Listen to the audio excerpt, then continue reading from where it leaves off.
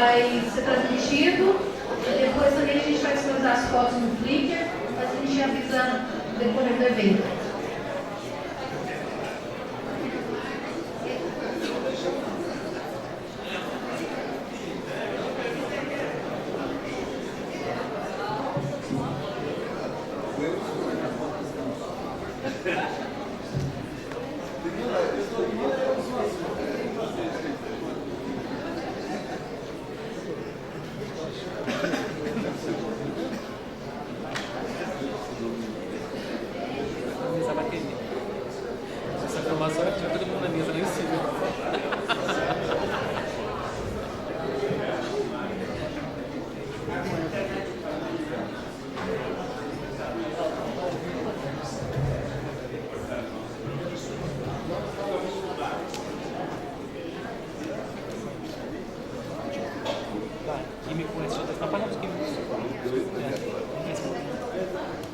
Sim, oi.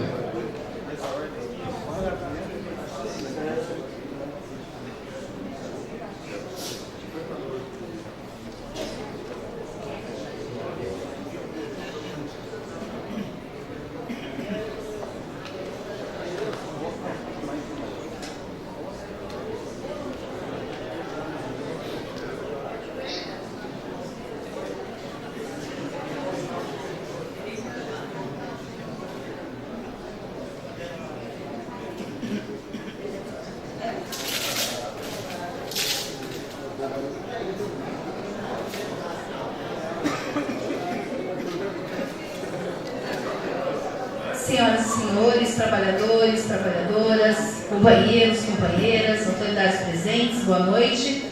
A segunda jornada jurídica da classe trabalhadora do Vale do Paraíba e região está em sua segunda edição neste ano. O evento nasceu da necessidade de agrupar os trabalhadores e trabalhadoras em um debate sobre os rumos do sindicalismo, juntamente com especialistas de todo o Brasil, que atuam diretamente nos contextos trabalhista, sindical, previdenciário e social. Unir forças em um momento de grave crise estrutural no Brasil, no qual as situações de retrocesso se disseminam a cada dia, se faz necessário e importante. As entidades que patrocinam o evento este ano são: gostaríamos de agradecer o Sindicato dos Petroleiros de São José dos Campos, Sindicato dos Petroleiros do Litoral Paulista, Sindicato dos Frentistas de São José dos Campos, Sindicato de Processamento de Dados de São Paulo, Sindicato da Alimentação de São José e região, Sindicato dos Comerciários de São José dos Campos, Sindicato dos Papeleiros de Jacareí, Sindicato dos Servidores Municipais de Jacareí, Sindicato dos Empregados de Hotéis Similares de Campos de Jordão e região, Sindicato dos Trabalhadores do Serviço Autônomo de Água e Esgoto de Jacareí, Sindicato dos Metalúrgicos de Pindamonhangaba, Sindicato dos Metalúrgicos de Taubaté, Sindicato dos Vidreiros de Jacareí, Sindicato dos Empregados em Empresas e Derivados de Petróleo, dos Empregados de Empresas e Derivados de Petróleo, Sindicato dos Condutores do Vale do Paraíba, Sindicato dos Servidores de Jacareí, Sindicato dos Empregados de Agentes Autônomos do Comércio, SEAC, a POSP, Sindict, a Federação dos Trabalhadores das Indústrias Químicas do Estado de São Paulo, FETIQUIM. Passaremos agora à composição da mesa.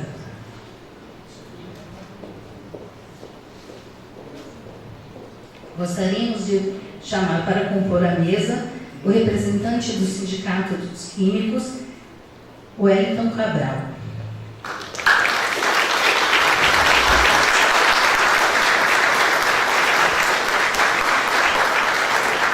Gostaríamos também de chamar o representante do Sindicato da Alimentação, o Walter Valtino.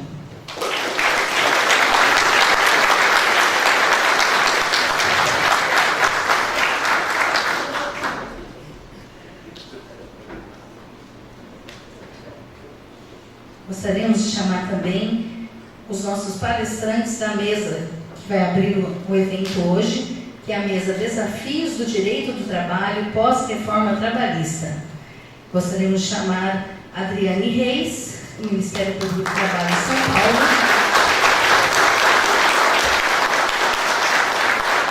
O desembargador do TRT 15, Dr. Jorge Luiz Souto Maior.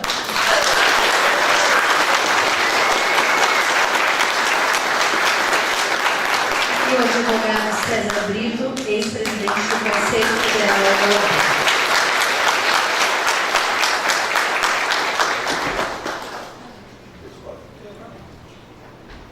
Com a palavra, Cabral.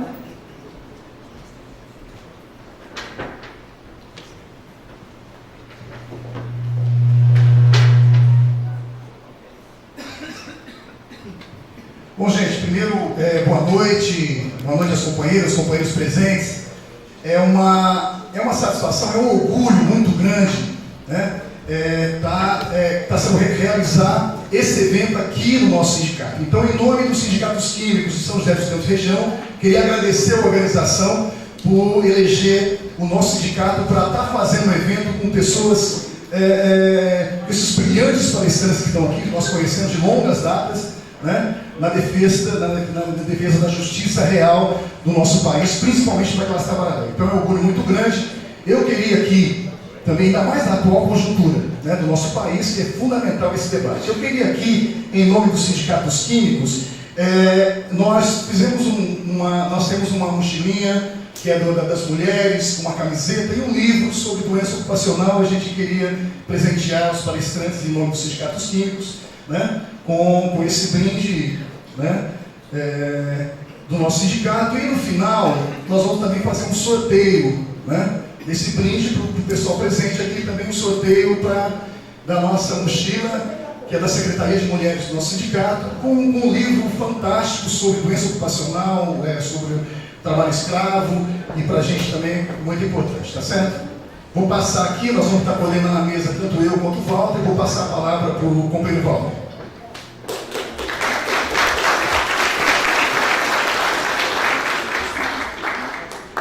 Boa noite, gente. Boa noite.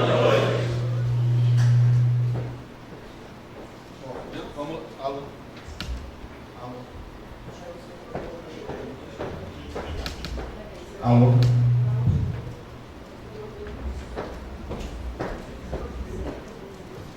Alô. Bom, vamos de novo. Boa noite, gente.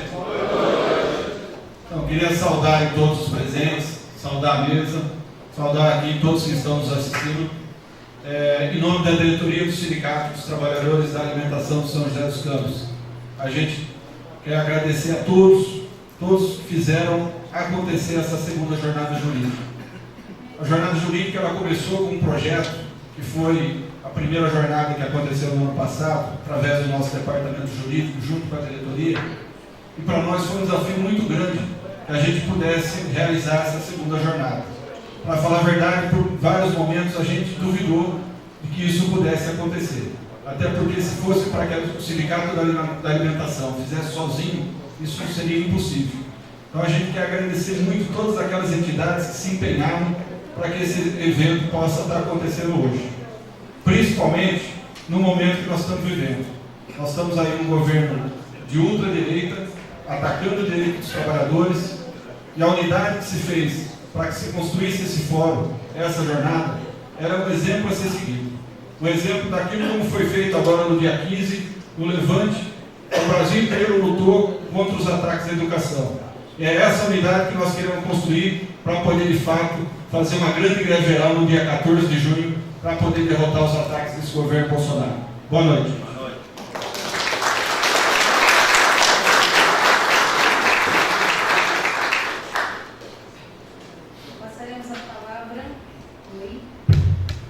Passaremos a palavra. Vocês não me veem aí no fundo? Passaremos a palavra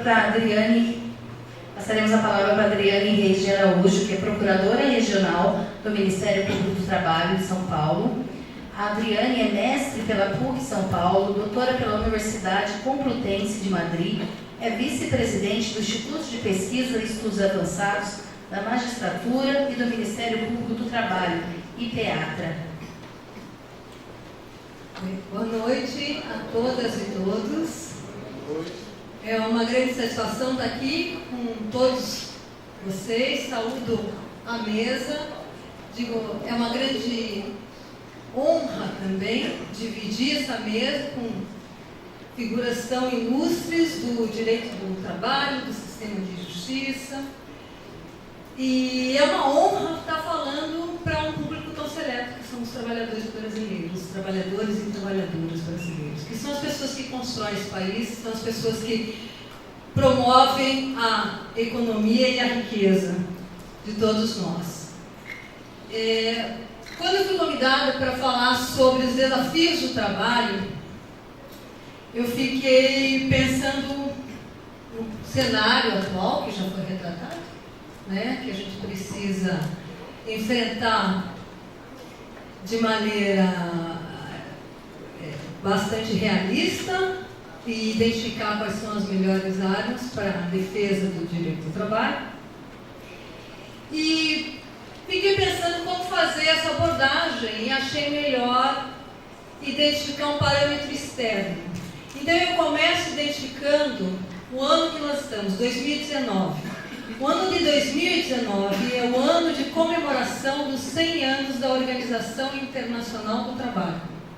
A Organização Internacional do Trabalho ela foi fundada em 1919, ao término da Primeira Guerra Mundial, pelo Tratado de Versalhes, porque se compreendeu a importância de regular os direitos do trabalhador, o direito do trabalho, como um mecanismo de promoção de paz social.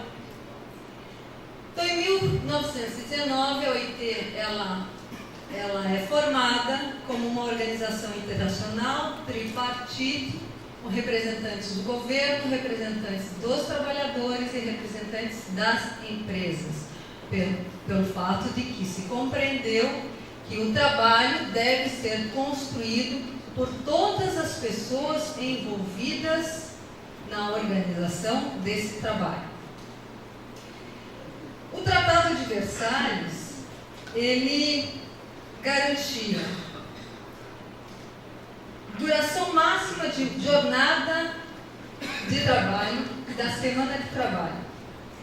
Buscava lutar por um recrutamento da mão de obra e contra a falta de emprego.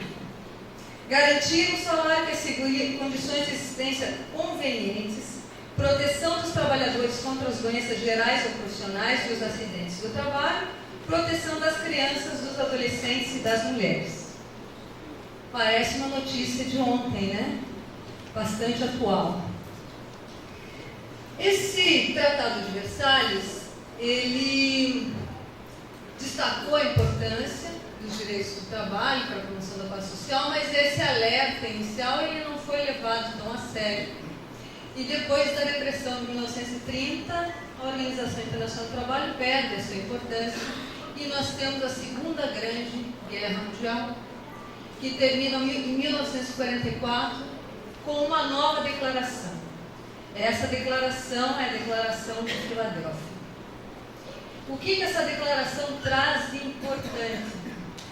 Ela traz o reconhecimento da dignidade humana como um direito fundamental de todo ser humano. Porque se percebeu que o ser humano era capaz de atos extremos de desrespeito a outro ser humano durante a Segunda Guerra Mundial. Além de isolar determinados grupos de pessoas, colocá-las em guetos, espoliá-las, obrigá-las a trabalho escravo, utilizá-las como cobaia, a Segunda Guerra Mundial ela se notabilizou pela produção em massa, em regime industrial, da morte. Por isso que, depois da Segunda Guerra Mundial, vem a Declaração de Filadélfia e afirma a dignidade humana como um direito fundamental de todo ser humano de ser reconhecido como um ser igual e livre, sem distinção de raça, de sexo, de origem, de qualquer natureza. Todos os seres humanos têm o direito de ser reconhecido como igual pelos seus pares, por todas as pessoas em qualquer local. Essa declaração de Filadélfia, ela foi fundamental e ela influenciou todas as constituições que vieram a seguir, além de todos os tratados internacionais. Esse direito fundamental ao respeito da dignidade humana, ele se repete na Declaração dos Direitos do Homem, na Carta das Nações Unidas, por todos os anos.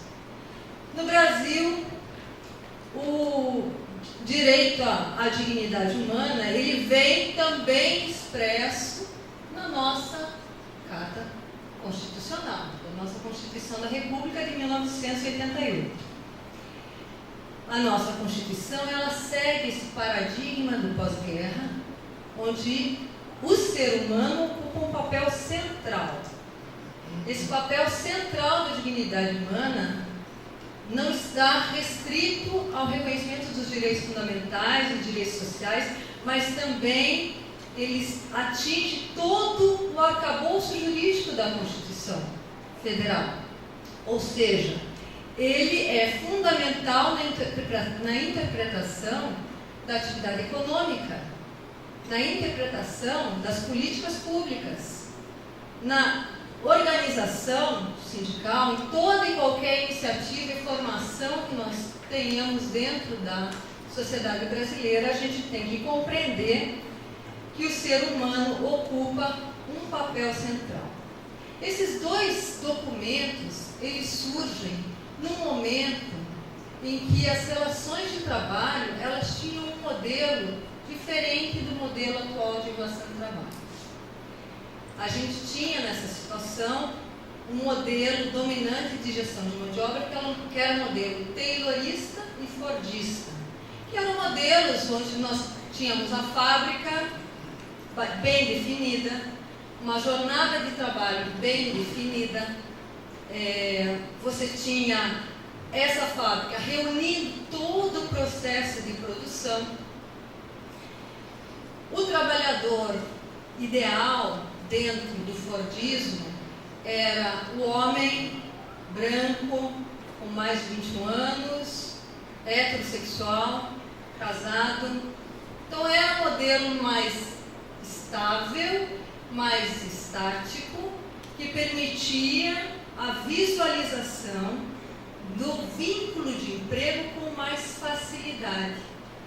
Permitia também que a gente identificasse com facilidade o contrato de trabalho como um contrato de realidade, um contrato de trabalho sem nenhum tipo de formação ou formalização, porque era facilmente identificado, uma vez que o vínculo se formava entre a pessoa, o trabalhador, e aquele que se beneficia diretamente do trabalho.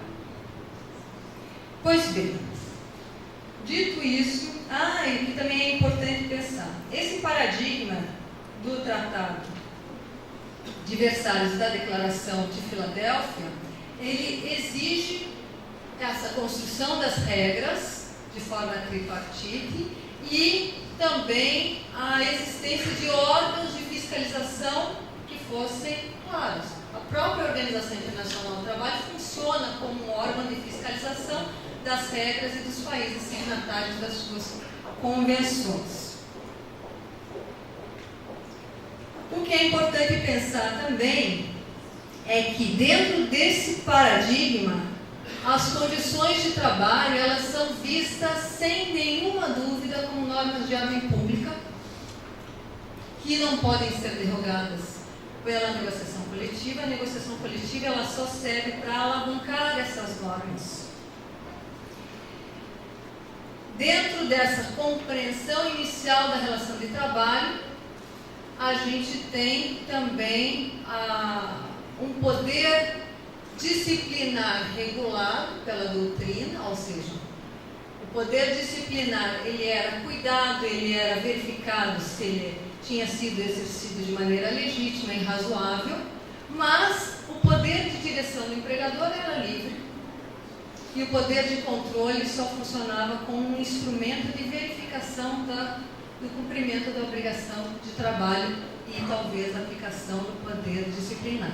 Então era esse quadro que nós tínhamos há 100 anos atrás. 100 anos passados chego ao Brasil, 2019. Nós temos o texto constitucional, que está pautado nesse mesmo paradigma de respeito à dignidade humana, de consideração de que o trabalho não é uma mercadoria, né, uma declaração expressa na Declaração de Filadélfia. E o que acontece? A própria Constituição ela inaugura o texto no artigo 1º tratando da dignidade humana, né? Então, essa posição da dignidade humana, ela demonstra que ela tem que se projetar para todo o ordenamento da Carta Constitucional. Em 2009, nós temos essa Constituição que acabou de completar 30 anos. No curso de 30 anos, a nossa Constituição Federal, ela sofreu 99 emendas constitucionais. Foram alterados mais de 1.408 artigos da Constituição. O governo que mais alterou o nosso texto constitucional foi o governo do Fernando Henrique Cardoso. Tanto em termos de emenda, quanto em termos de dispositivos. E essas modificações que nós tivemos foram modificações de fundo, foram modificações que alteraram o próprio governo, o próprio modelo de Estado que nós tínhamos escolhido no momento da edição da Constituição Federal.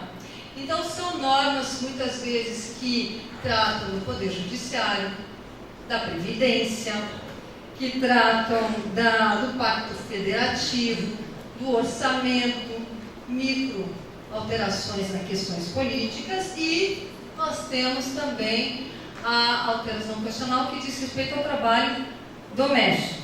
Então, o texto que nós temos hoje já não é o mesmo de 30 anos atrás. Ele já teve uma série de alterações. O que nos faz pensar também, 99 emendas em 30 anos são praticamente 3 emendas por ano. O que a gente fica questionando é o quanto esse processo de alteração do texto constitucional está dificultado ou facilitado no desmonte desses direitos, né? Então, nós temos essa situação. Além disso, além dessa alteração, nós temos, dentro ainda da concepção do paradigma constitucional da centralidade do ser humano, nós temos que pensar nos direitos fundamentais e nos direitos sociais que estão lá insertos na Carta Magna e que não foram tocados diretamente por uma emenda constitucional, a não ser para ampliar o direito dos trabalhadores domésticos, mas nós observamos que houve e há uma flexibilização desses direitos sociais e direitos fundamentais, aí promovida pela interpretação jurisprudencial e pela construção da doutrina. Então, como exemplo, eu gostaria de citar a questão de estabilidade do dirigente sindical. O texto constitucional, ele traz a liberdade sindical, os sindicatos têm o direito de se organizar, e, no entanto, mesmo após a Constituição, a gente continuou com uma interpretação restrita do número de cargos que teria direito à estabilidade sindical. É um exemplo de flexibilização dessa norma constitucional. Outra situação, na questão do direito de greve, quando você pensa em serviços essenciais e você encontra algumas decisões judiciais que determinam o cumprimento de 100% dos trabalhadores, já cheguei a ver, num movimento grevista. Isso aí faz com que essa norma e esse direito ele fique esvaziado. E a gente pensa também, por exemplo, na própria jornada que foi falada no Tratado de Versalhes. Quando você tem a decisão do Tribunal Constitucional, Tribunal Federal, Supremo Tribunal Federal, que reconhece a jornada 12 por 36 por lei, baseado na prática de negociação coletiva que reconhece a jornada 12 por 36, e com isso se entende que não há prejuízo aos trabalhadores, e de uma negociação a gente passa a legalidade de uma regra que estabelece esse tipo de regime. voltamos então a ter a possibilidade de uma jornada de 12 horas, jornadas diárias. O que a gente tem também dentro dessa flexibilização do texto constitucional? A gente tem a flexibilização externa e interna, né? A flexibilização interna seriam essas da jornada, tipos de contrato de trabalho, contrato de trabalho intermitente, por exemplo. É um que afasta uma série de direitos sociais sem necessariamente derrogar essas normas. Mas o principal exemplo de flexibilização do contrato de trabalho é externa, que é a terceirização. A terceirização começa com uma possibilidade, com uma construção jurisprudencial de terceirização da atividade meio, e hoje nós temos a terceirização da atividade fim. Eu não preciso aqui dar grandes exemplos do quão nociva é a terceirização, porque todos aqui têm experiência e sabem. Mas eu vou falar algumas coisas em relação à terceirização na atividade fim. A terceirização, claro, precariza as relações de trabalho, permite que o trabalhador seja exposto a situações de acidente de trabalho. Não à toa, de cada 5 acidentes, 4 envolvem trabalhadores terceirizados, facilita o trabalho escravo, ela atinge diretamente programas de inserção social, ou seja, a função social da propriedade, quando, por exemplo, ela interfere no número de trabalhadores diretamente contratados e interfere com isso na cota de pessoa com deficiência, na cota de aprendizes. Ela também interfere na liberdade sindical, com certeza.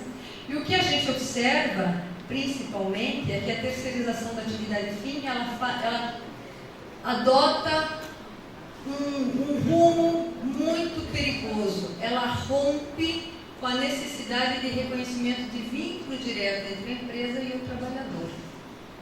Ela coloca de maneira artificial na terceira pessoa, mas quando ela faz isso, ela também abre as portas para a pejotização.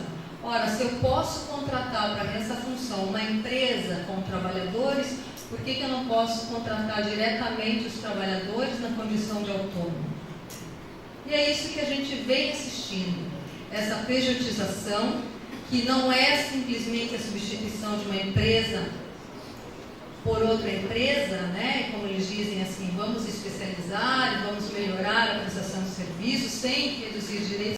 Isso, a gente sabe que o que acontece com essa possibilidade da terceirização na atividade fim é justamente você permitir o ingresso da autonomia, uma autonomia artificial dentro da relação de trabalho. Não é à toa que no Brasil hoje nós temos mais de 8 milhões de autônomos, né, de microempreendedores. Um caso que eu achei muito emblemático dentro das reportagens que a gente pode ver a respeito, era de um trabalhador de 20 anos que era um bike boy e era um microempreendedor.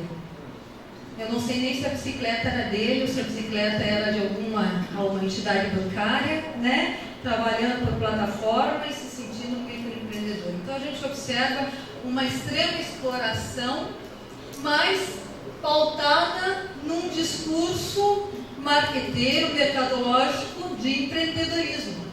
Esse trabalhador, ele não é empregado de ninguém, ele é o dono do próprio negócio. Qual negócio? Pedalar pela cidade? De cada 50 quilômetros que ele pedala, ele consegue ganhar R$80 por dia. Isso não é um negócio, é o que a gente observa. Mas a terceirização na atividade fim, ela permite esse tipo de inserção no imaginário da sociedade de que as pessoas têm a possibilidade de escolha. E eu escolho ser autônomo, quando a gente sabe que não é uma escolha livre, é uma escolha muitas vezes obtida por meio de uma pressão. A escolha na realidade é: você quer a vaga ou não quer a vaga? Para obter a vaga, a condição é essa. E esse é um processo muito complicado, porque além dele afastar todos os direitos fundamentais, direitos sociais, sem derrogar expressamente nenhuma norma, ele permite também que esses trabalhadores, eles... Ai, gente, agora me perdi por 2 segundos. Me permitam repensar o que eu ia falar. Falando da terceirização, da ruptura do vínculo de emprego. Bem, vou olhar minha colinha aqui, 2 segundos.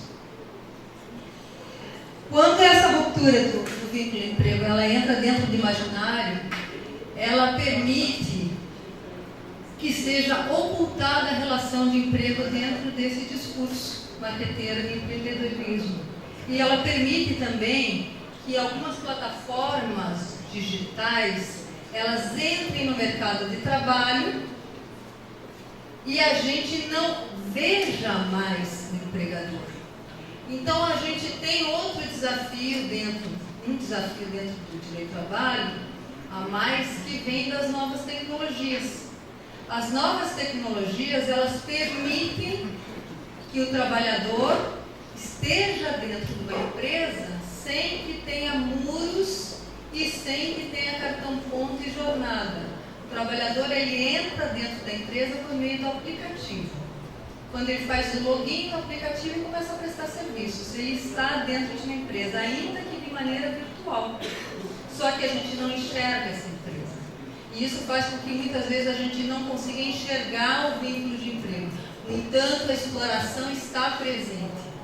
A exploração está presente e a gente sabe disso, porque a gente identifica hoje motoristas de empresas de tecnologia, das mais variadas, tendo que trabalhar até 16 horas por dia. Isso para nós não é interessante. Nós temos pessoas na rua que estão cansadas, esgotadas, sendo espoliadas e recebendo um salário baixíssimo, porque a gente não está preparado para identificar e para reagir a esse modelo de contrato de trabalho. Dentro desse modelo de contrato de trabalho, a gente fica se perguntando, mas eles não têm autonomia? Ele entra na empresa e começa a prestar serviço a hora que ele quer, e ele decide como ele quer prestar o serviço. Realmente ele decide? Ele não sabe nem quanto ele vai ganhar. Cada corrida, quem diz o preço é a própria empresa. Essa forma de dizer o preço, ela está oculta dentro da plataforma de trabalho e ela não permite que o trabalhador sequer saiba o quanto ele vai receber ao final do mês. Então é muito cruel, porque a gente tem uma situação de invisibilidade. E isso afeta a organização de todo o Estado brasileiro, por exemplo, nas políticas públicas de saúde, no sistema único. Isso afeta a arrecadação do Estado brasileiro, porque há uma sonegação de impostos. Isso transfere a responsabilidade pelo acidente de trabalho, para adoecimento, à pessoa do trabalhador, transfere o risco da atividade econômica. Então, essas plataformas, elas têm todas essas características e elas vêm dentro das novas tecnologias. Mas se eu não vou pensar em plataforma digital, vamos voltar para o trabalho, a um trabalho formal, mas que ele utiliza muitas vezes sistemas informatizados. O que a gente observa hoje? Quantas pessoas carregam no seu bolso o telefone celular e continuam conectadas ao trabalho mesmo nas férias, mesmo em horário de repouso? Essas tecnologias, elas fazem com que a gente trabalhe mais horas, mais tempo, ainda que fora da empresa. Isso tudo precisa ser enfrentado e precisa ser regulado, porque o uso excessivo das tecnologias tem causado adoecimento. As pessoas têm ficado com depressão, têm revelado um quadro de burnout, de esgotamento, fadiga crônica e tem, pior, perdido o convívio social, perdido o convívio familiar, perdido o direito a sonhar, a decidir sobre o seu próprio destino. E a gente fica pensando se isso não seria caso de dano existencial, não é? A pessoa fica o tempo todo conectada à empresa sem direito à desconexão, pelo imperativo informático, como chamam alguns. Mas digamos que até essa empresa não tenha um uso abusivo do telefone celular. As novas tecnologias ainda assim estabelecem desafios?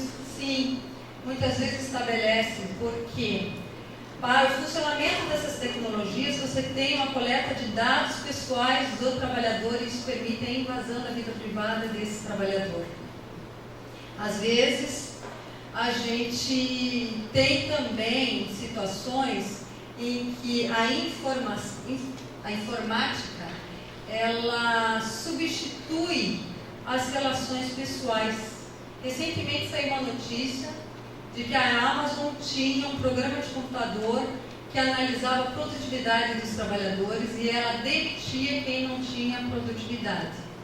O programa de computador demitia o trabalhador sem interferência de ninguém dentro da empresa. Eles disseram que mais de 300 trabalhadores tinham sido demitidos dessa maneira. A Amazon, em seguida, veio, desmentiu, disse que o programa estava sob estudo, sob funcionamento, mas o que acontece? Quando você estabelece, delega poderes à inteligência artificial, a um sistema informático, você acaba com um diálogo dentro do ambiente de trabalho e você cria um clima de terrorismo.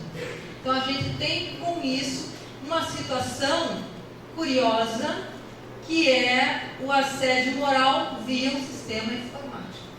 Os trabalhadores da Amazon relatavam que eles tinham medo de ir no banheiro. Medo de ir no banheiro. Porque isso afetava a produtividade deles.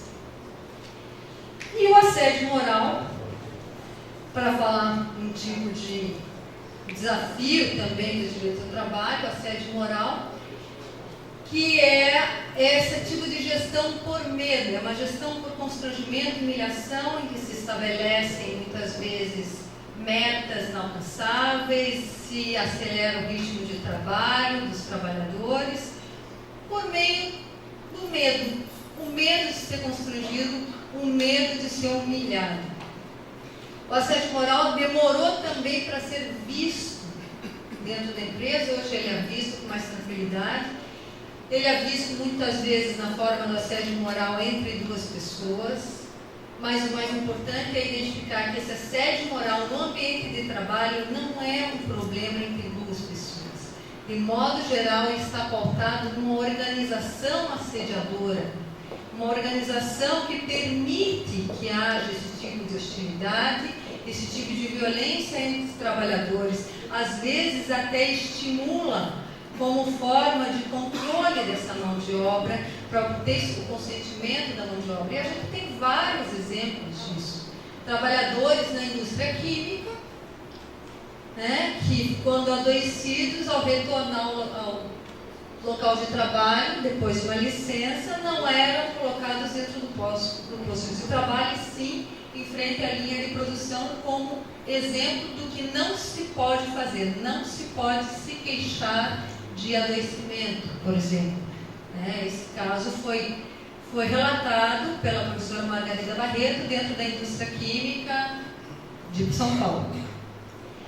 Ou então a divisão de trabalhadores em equipe, onde as equipes competem, a equipe que perde tem que pagar a prenda. Esse tipo de situação de assédio moral, que facilita o assédio moral interpessoal, ainda acontece. Recentemente o Ministério Público conseguiu uma condenação contra o Carrefour por causa disso. Os trabalhadores que não tinham atingido a meta de produção eram obrigados a limpar a grama do mercado com a própria mão, por exemplo.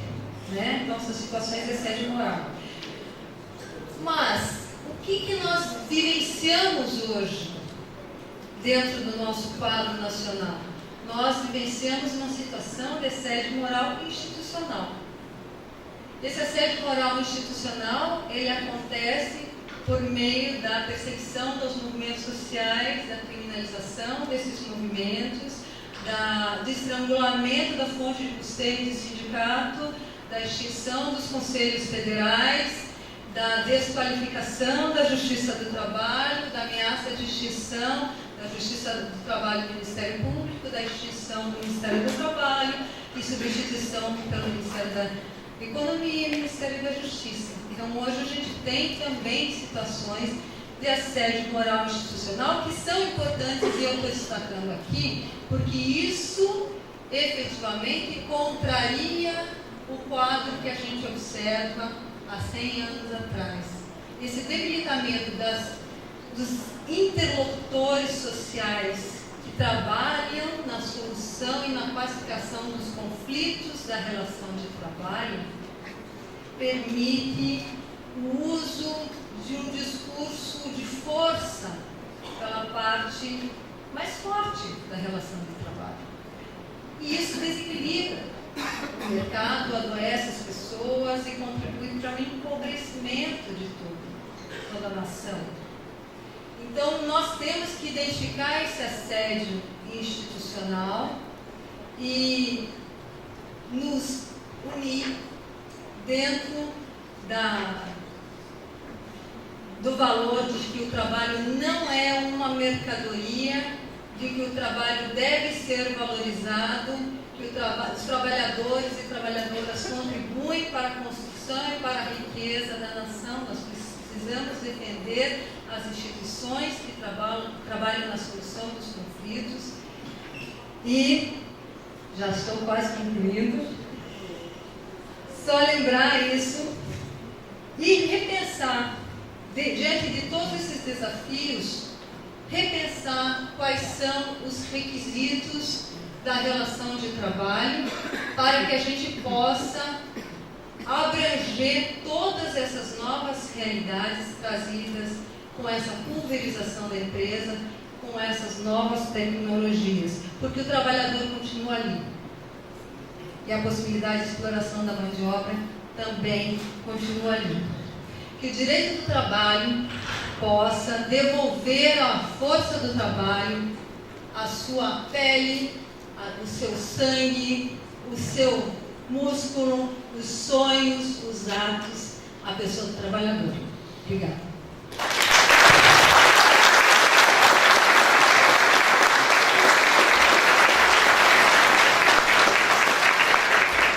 Obrigada, procuradora Adriane. Gostaria de pedir para o proprietário do Polo DWT 4379 para tirar o carro da frente da garagem, parece que o morador está meio bravo.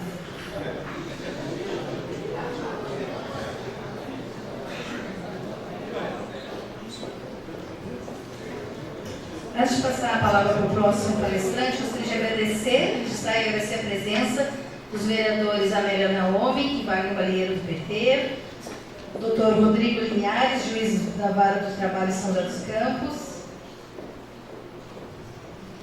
do Roberto Koga, economista e advogado, assessor da presidência do TRT 15, mediador também do TRT 15. Alguns sindicatos que estão presentes, que não são apoiadores, não são patrocinadores, Sindicato Servidores São Sebastião, o Bernardes do Sindicato Servidores do Ministério Público de Pernambuco, a Beatriz Galvão do Sindonesp, o Fábio do Sintaema, a Maria Antonieta, presidente do Sindiminérios, a Renata Belzunces, economista do GESE, o Luiz Carlos Pratos do CSP Colutas, Renato Bento Luiz, CSP Colutas Regional, a Suzete do Unidos para Lutar, José Carlos, coordenador da CUT do Vale do Paraíba, Dr. Antônio Gilberto Silvério, presidente do PSOL, o André Diniz, presidente do Diretório Municipal de São José dos Campos do PT, o Aria Santana, presidente do PT de Jacareí, a Emanuele do PSOL, corrente LS. Em nome do Dr. Luiz Eduardo de Moura, agradecer a todos os advogados e autoridades jurídicas presentes também. E amanhã, lembrando que amanhã nós temos um tema que vai falar sobre a criminalização dos movimentos sociais e o Estado de Direito, Agradecer, registrar e agradecer a presença do Cosme Vitor, que é da Rede Jubileu Sul Brasil, do seu Davi, do Renato, do Movimento Popular, do Banhado, Natanael da Silva, Associação Moradores da Vila Adriana. E vamos agora para o segundo palestrante.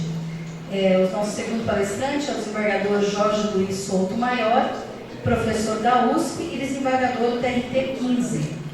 Graduado pela Faculdade de Direito do Sul de Minas, possui mestrado, doutorado e livre docência pela Universidade de São Paulo, onde leciona desde 2002. Juiz do trabalho desde 1993, atuou em Marília, Araraquara, Itu e Jundiaí. Foi nesta última comarca que Souto Maior ganhou notoriedade como um dos ativistas mais rigorosos de defesa dos trabalhadores. É desembargador do TRT 15 desde 2018.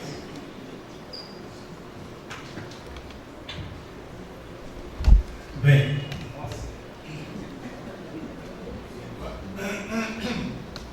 boa noite a todos. Uma grande honra, estar aqui para conversar com vocês. É muito importante para mim, poder estar aqui, ver objetivos, conhecidos, e pessoas que de longa data, nós estamos por aí, em vários momentos da vida nacional, e é uma oportunidade muito importante nessa interrupção de troca, nessa interrupção e troca de ideias. Vim trazer algumas ideias para reflexão. Não tenho nenhuma pretensão de ensinar nada a ninguém, muito pelo contrário. Até o conteúdo da minha fala é em outro sentido, como verão. O que eu penso neste momento histórico é que nós estamos vivendo uma disputa do conhecimento, uma disputa sobre a compreensão da realidade. E é uma disputa muito desleal, se diz. Há uma concorrência muito injusta, vamos colocar deste modo, porque diante de uma grande mídia que insistentemente difunde desinformações, desconstrução da realidade, de repente nós nos vemos aqui num momento como este para trazer para a reflexão uma contraposição a muita coisa para ser feita em 30 minutos. Se vira no 30. E vejam, por isso que teríamos muito, mas muita coisa mesmo a dizer, mas basicamente, aprendam isso, não no sentido de aprender, tenham firmes na ideia, essa afirmação central da minha fala, que diz respeito à disputa sobre o que está acontecendo, sobre o conhecer das coisas. Vejam, nós estamos aqui, e o tema que foi proposto é desafios do direito do trabalho pós-reforma do país. Olha como há um complicador grave aqui do ponto de vista da apreensão da realidade no próprio tema.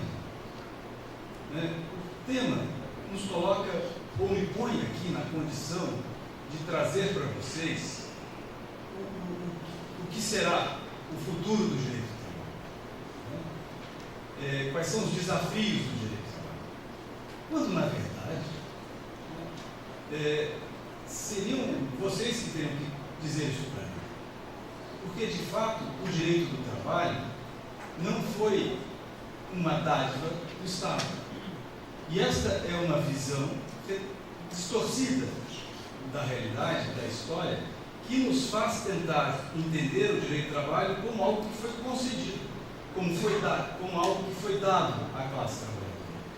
Quando, de fato, o direito do trabalho foi uma conquista histórica, fruto de muitas lutas, fruto de muitas derrotas, mas de muitas conquistas, e o direito do trabalho, de fato, pertence aos trabalhadores e às trabalhadoras. Tudo que se tem ali do ponto de vista normativo foram conquistas, não foi nada dado a ninguém. Então, no momento histórico em que, de fato, sabemos, do ponto de vista normativo, houve uma derrota concreta naquilo que se denominou reforma trabalhista, mas que não foi reforma trabalhista, de fato foi uma destruição de muitos direitos trabalhistas. Neste momento histórico, o que se deve ter, quem deve dizer o que será dos nossos direitos, são os trabalhadores e as trabalhadoras que vão dizer: não, os nossos direitos nós os queremos de volta, ou os queremos ampliados, não os queremos reduzidos. Não serei eu que direi qual será o futuro do direito do trabalho. Mas veja, posso trazer algumas apreensões jurídicas sobre a questão. E questões jurídicas que são relevantes, mas que não afastam esta ideia central. Vejam, estava ouvindo aqui a Adriane falando, né? E ela trouxe um aspecto muito relevante da questão do tempo do trabalho, né? Do assédio, das metas, de como as metas maltratam, digamos assim, a dignidade e os direitos de personalidade, né? Os direitos fundamentais do trabalhador.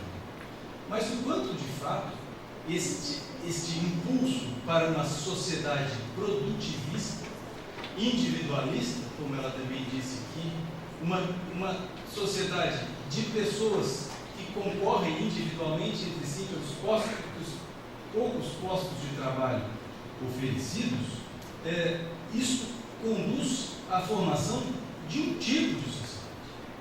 Um tipo de sociedade que se desloca e se afasta da busca do conhecimento, da apreensão, da educação. E daí porque a importância desse movimento do 15M, da defesa da educação pública. Porque a educação pública também tem essa função.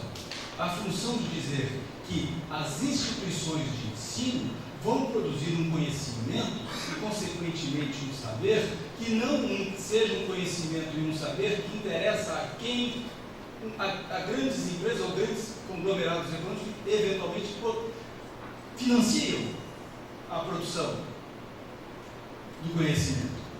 A escola pública é financiada pela população, é financiada pelo povo, e o conhecimento ali produzido deve ser voltado ao interesse de todos e todas as pessoas da realidade social. E, sobretudo, das pessoas que não têm o acesso, né, mais amplo às instituições públicas de ensino.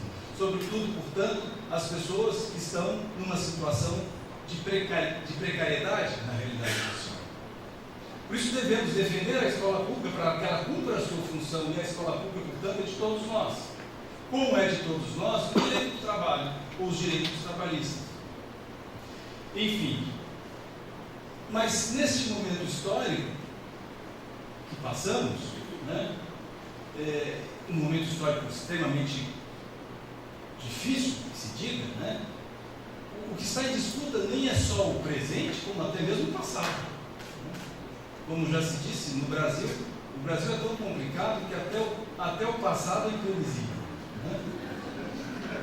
E estão destruindo ou reconstruindo o passado para justificar desmontes atuais. E o desmonte atual gerado pela reforma trabalhista, ele traz consigo aquilo que me parece o mais perverso, que é o centro da minha fala, que é o roubo do conhecimento, o roubo da fala, o roubo da compreensão histórica de que os direitos trabalhistas foram conquistas dos trabalhadores.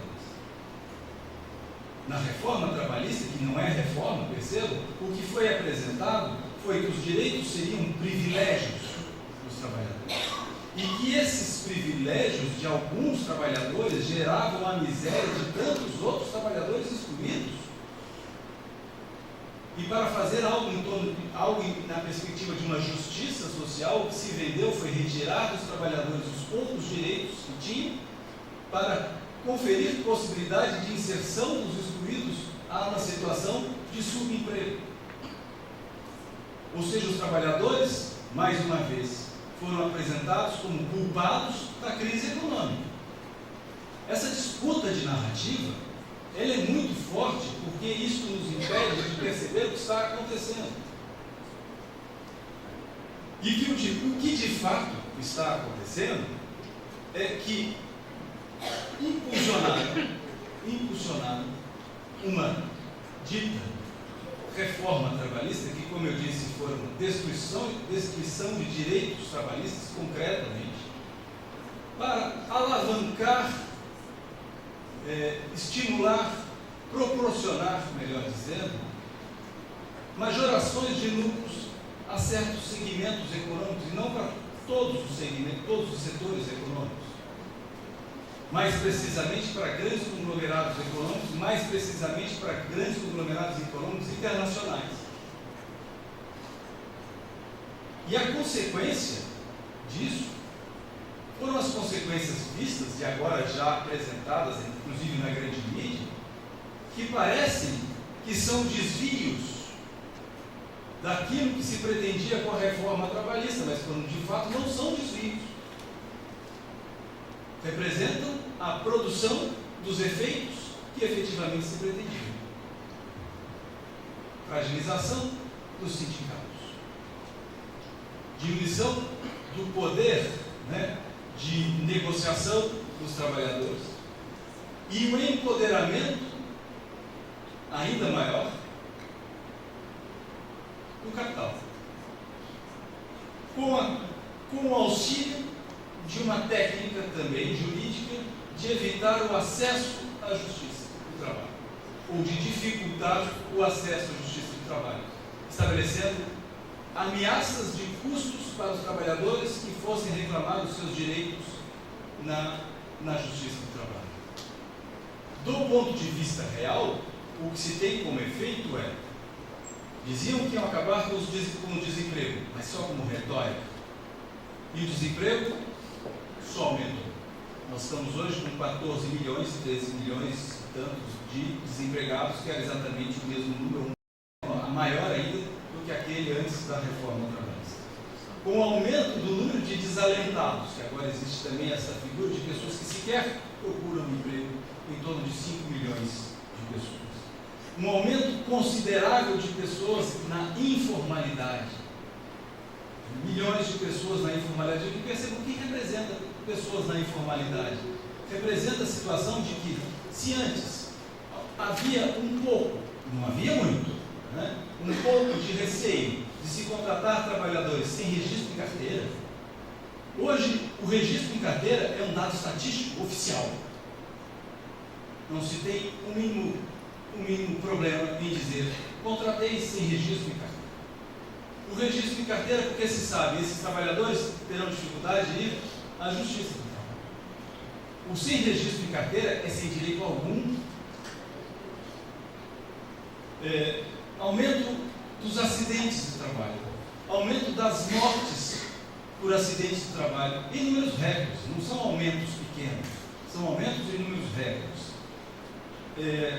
Aumento do sofrimento no ambiente de trabalho, os problemas psíquicos gerados pelas metas, gerados pelo medo do desemprego, gerado pela insegurança, gerado pela fragilização dos sindicatos, gerado pela ideia de um individualismo que não leva a lugar nenhum, que é pura e simplesmente um aumento de um estado de submissão.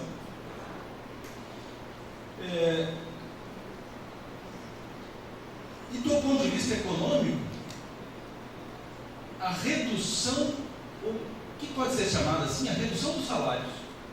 Porque em um ano de vigência da lei da reforma, uma inflação de 4%, o aumento, digamos, geral de salários, entre aspas, aumento, foi de 2,6%, 2,9%.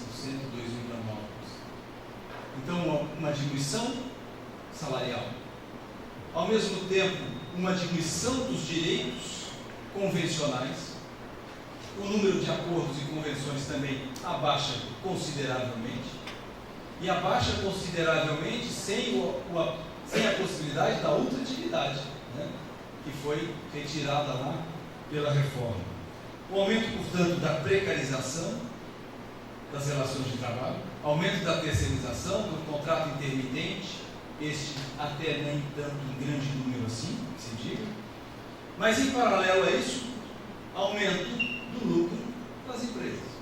As 308 empresas de capital aberto no Brasil tiveram um lucro de 177 bilhões no último ano de 2018, um aumento de 53 bilhões. O aumento do lucro dos bancos em cerca de 12% a 15%. O que quer dizer que a reforma está, de fato, produzindo os efeitos para os quais ela foi pensada. Além do aumento também da remessa de lucros para o exterior. Vejam, isso numa roda, né, alimentando uma roda autodestrutiva da sociedade como um todo.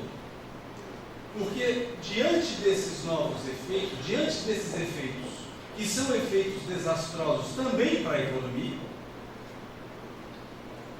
como nós perdemos a narrativa, como a narrativa foi de que direitos são privilégios, diante dos resultados não satisfatórios do ponto de vista da economia como um todo, mas são satisfatórios de um ponto de vista setorial, o argumento que vem de novo, qual é?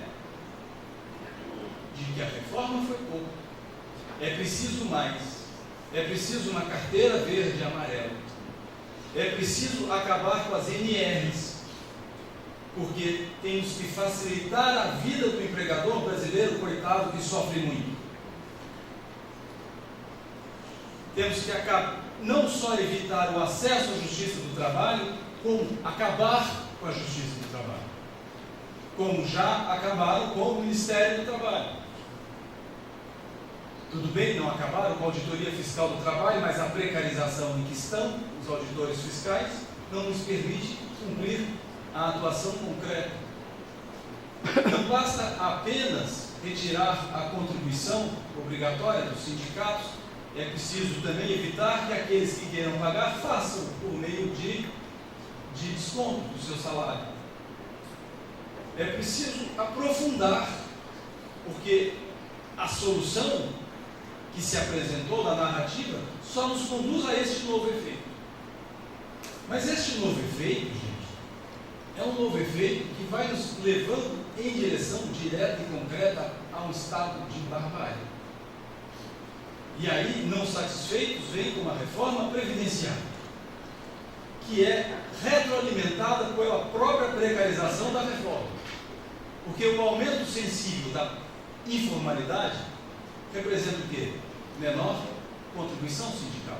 Contribuição sindical não, menor contribuição previdenciária. Representa uma diminuição do pacto de solidariedade na perspectiva da individualidade. E, consequentemente, a reforma previdenciária se coloca como solução do problema na perspectiva individual. Olha, você que está aí, veja bem, não terá como se aposentar dentro do regime de previdência pública, a previdência pública não deu certo, a previdência pública é deficitária, nós temos a solução para você, a capitalização, que é o que resulta da reforma previdenciária, não tenho a menor dúvida disso. A reforma da Previdência é a destruição da Previdência Pública. Eu não consigo falar tudo isso em 30 minutos, a concorrência ideal é essa. Porque eu teria que explicar cada um dos tópicos da reforma trabalhista que nos conduziram a esse assunto. Cada um dos momentos, eu tenho isso noticiado desde lá de abril de 2017, quando se começou a discutir a reforma trabalhista, o noticiário mês a mês do que foi o mercado de trabalho, as relações de trabalho, tudo caminhando na direção daquilo que já era possível prever. Eu tenho um texto escrito lá com a professora Valdete Souto Severo, do Rio Grande do Sul, juíza, dizendo, olha, vai acontecer isso. Está tudo isso aí acontecendo, porque é fácil saber disso. É uma lógica destrutiva do direito social. E a lógica destrutiva do direito social representa nos levar de volta à barbárie, ou nos levar de volta ao momento pré-Primeira Guerra Mundial. Porque os direitos sociais, como bem disse a Adriane, foram criados para tentar sair da crise profunda que o liberalismo econômico nos conduziu, ou conduziu a humanidade toda, né? Na lógica da concorrência total, todos concorrendo contra todos, cada um por si, Deus por todos, né? Deus por ninguém, na verdade. E aí nos conduziu àquela situação e se tentou corrigir por meio dos direitos sociais, do Estado social. E aí, com a disputa de narrativa invertida, colocam os direitos sociais do Estado social como culpados do insucesso, percebam, não dos direitos sociais e do Estado social, do insucesso, do não cumprimento deste projeto. Porque de fato nós quisermos falar assim, como chegamos até aqui? Chegamos até aqui porque a Constituição Federal de 88, por exemplo, quando se firmou um pacto concreto em torno do Estado Social, não foi cumprida. Ela foi destruída passo a passo, e não só destruída passo a passo, que mesmo sem ser destruída, não foi de fato efetivada, não foi de fato cumprida. Quantos de nós aí, é uma coisa que não diz respeito só aos governos, mas os governos principalmente, porque eles tinham um papel relevante de mostrar para a sociedade qual é o projeto e colocar todas as pessoas envolvidas nesse projeto. Mas quantos de nós, por exemplo, se preocupam efetivamente, não sabendo que existe um projeto, com aquilo que pagamos de previdência social ou de fundo de garantia, o quanto isso representa no todo social? Quantas vezes em audiência, mas quantas vezes, não foram poucas vezes em audiência, a situação colocada de um trabalhador sem registro em carteira. E as partes ali fazendo um acordo para solucionar o problema entre a Maria e o João, o empregado, a empregada e o empregador, ou vice-versa. Vamos pagar R$5.000. Tá bom para Maria? Tá bom. Olha, mas é um acordo por mera liberalidade, sem reconhecimento do vínculo.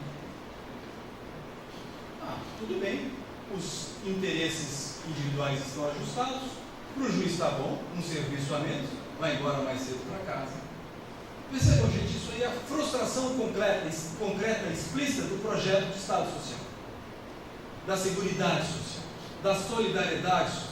Porque agora estamos falando fortemente contra a reforma e devemos ser, mas o quanto nós não contribuímos para esse Estado a partir de não compreendermos o que foi o projeto. Porque percebe, é preciso registrar para ter contribuição previdenciária, para ter um fundo de garantia. O fundo de garantia cumpre uma função social. O fundo de garantia, que historicamente já foi um assalto à classe trabalhadora à estabilidade de emprego.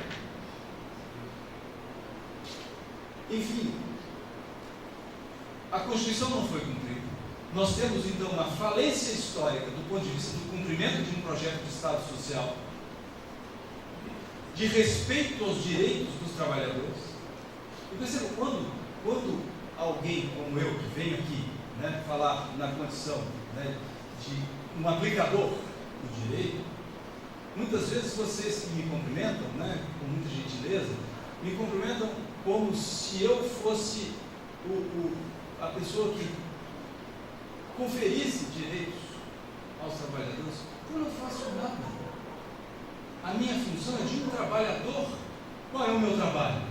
De tratar bem daquilo que foi a conquista histórica da classe trabalhadora.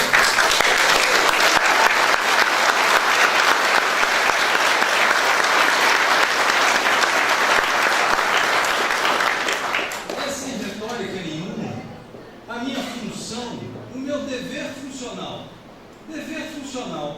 que eu tenho de aplicar o direito. Isso está nas minhas mãos, eu tenho que ter um cuidado danado com isso,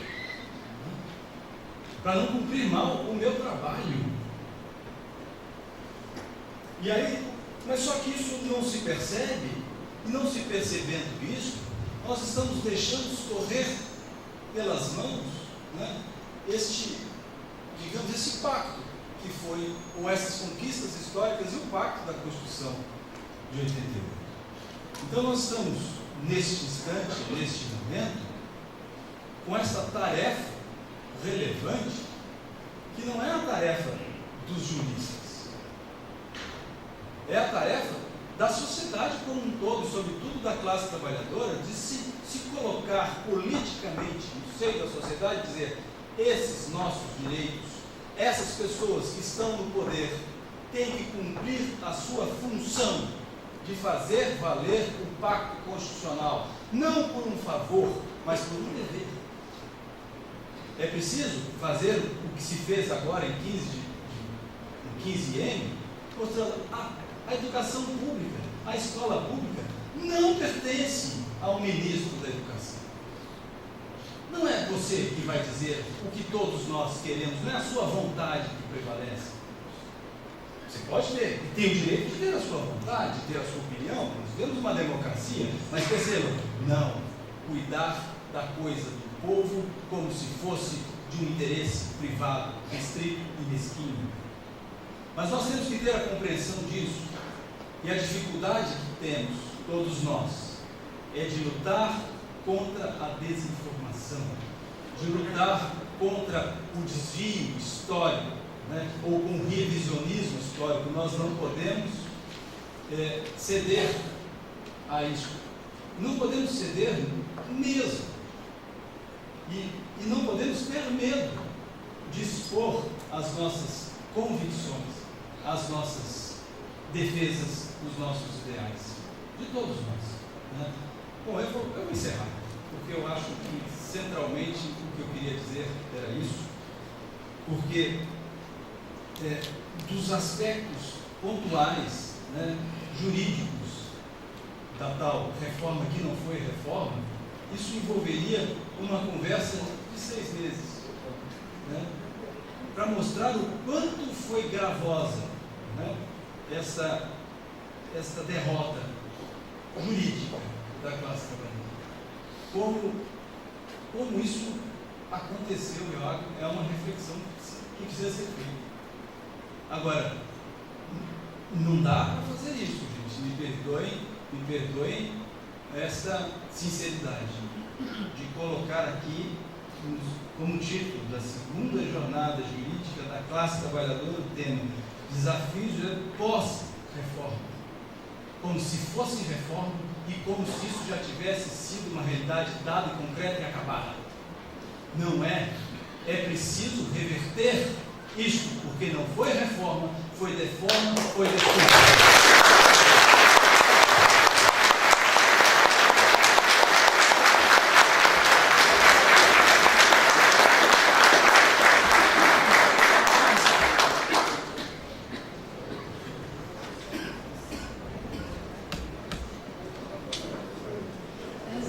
Passar para o nosso terceiro palestrante, gostaria de agradecer a doutora Cidinha Borges, que participou ativamente da organização da segunda jornada, mas não está presente hoje porque está em viagem.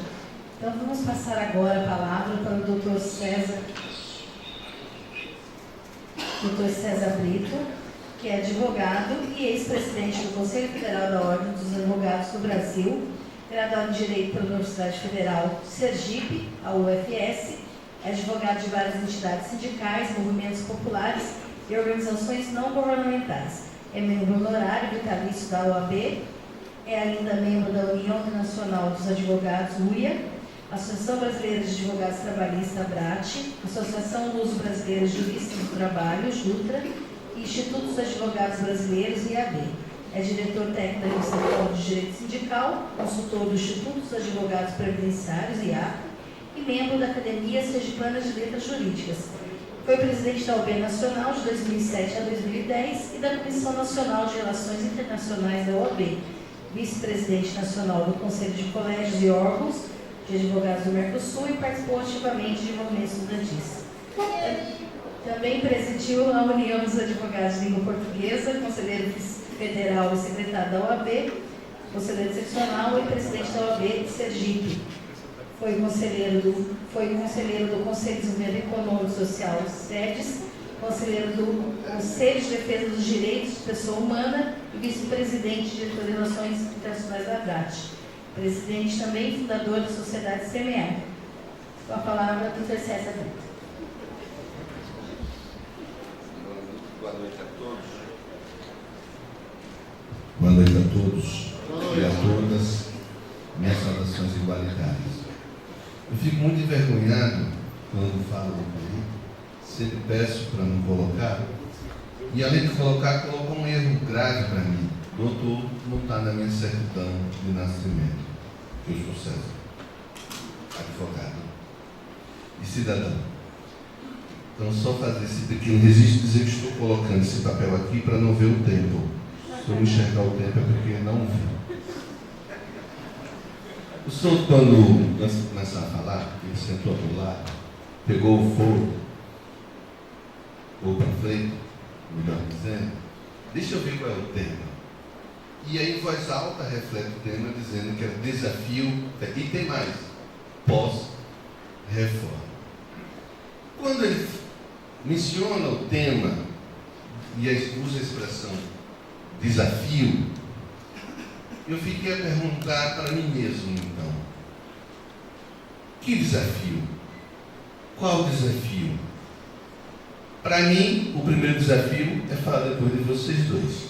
É um desafio muito grande, mas me dá um prazer, porque eu aprendo e aprendi muito com vocês, que facilita muito do que eu vou aqui nos minutos que falarei, não controlados, sobre esse tema, desafio. O que nós somos desafiados? Quais são os desafios que nos impõem? E aqui foram postos vários desafios. Nós somos desafiados quando dizem para nós que é possível e é moderno uma nova legislação que chamam, não carinhosamente, de consolidação das lesões trabalhistas. Nós somos desafiados quando o Ministério do Trabalho, o extinto Ministério do Trabalho, que já é um desafio em si mesmo, extingui-lo, o Ministério mais antigo, ele recentemente disse que não deve ter mais apuração do trabalho escravo. 100 e tantos mil brasileiros vítimas de trabalho análogo escravo.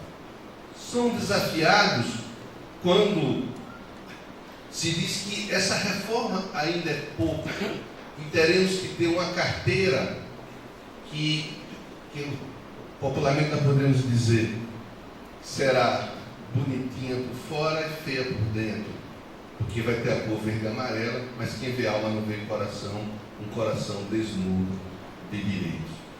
Somos desafiados o tempo todo quando se propõe, como é que diz, uma aposentadoria que tem a finalidade apenas de enriquecer o mesmo sistema, o sistema bancário com título de capitalização ali por eles arrecadados. Somos desafiados quando se propõe a extinção do Ministério Público do Trabalho. Somos desafiados, o Ministério Público, a Justiça do Trabalho, desafiados o tempo todo, a toda hora. E a pergunta que se faz: como reagir a esses desafios? Como reagir ao desafio de querer acabar com as nossas contribuições? Eu aprendi uma expressão 3 dias atrás, via WhatsApp, que é as coisas boas do WhatsApp também, que é o direito ao entorpecimento. Essa expressão dita por um personagem aqui ao meu lado, não vou dizer do lado direito, porque das coisas direitas também saem coisas boas, né, Adriano? Mas temos que sair entorpecidos. Talvez essa seja a resposta para todos nós. O senhor que fala pós-modernidade, pós-reforma, não havia antes. Todos esses desafios que tem sobre nós, o desafio de se compreender que uns têm direito de ter a propriedade das pessoas e das coisas, não é agora. Talvez a solução seja isso. Nós temos que pensar que nós temos que aceitar o desafio. Aceitar quando somos desafiados. Porque esse desafio não é de agora, não é do futuro, é um desafio eterno. Ele começa quando lá atrás alguém diz assim: eu tenho o direito sagrado até de ter sangue azul, sangue melhor do que outros. Eu tenho o direito pelas armas, eu tenho o direito pela força, eu tenho o direito por ter nascido num lugar economicamente esplêndido, eu tenho o direito de ser proprietário da outra pessoa. Eu tenho o direito de ser proprietário das riquezas produzidas. Eu tenho o direito de ser proprietário das riquezas naturais.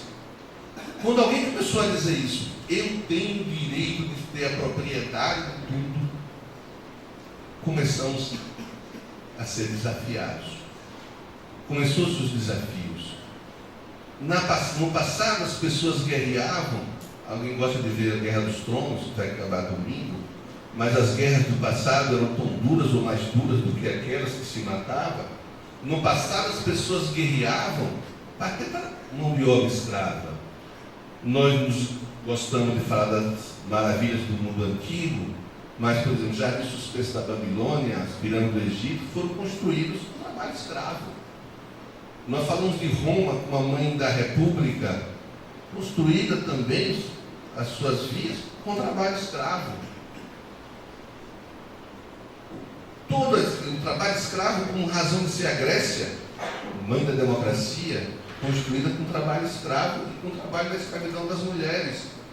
Então, quando alguém começou a compreender lá atrás, a desafiarmos de que eles têm direito sobre nós, começou a nossa luta. E começamos a mudar isso, até mesmo a Revolução Francesa, falando em igualdade, liberdade e fraternidade, apenas colocou no poder a classe burguesa, que não mais reconheceu o direito dos trabalhadores. Precisamos da Revolução da Comuna de Paris, outras revoluções, outros novos, para dizer: não, vocês não têm o direito sobre mim.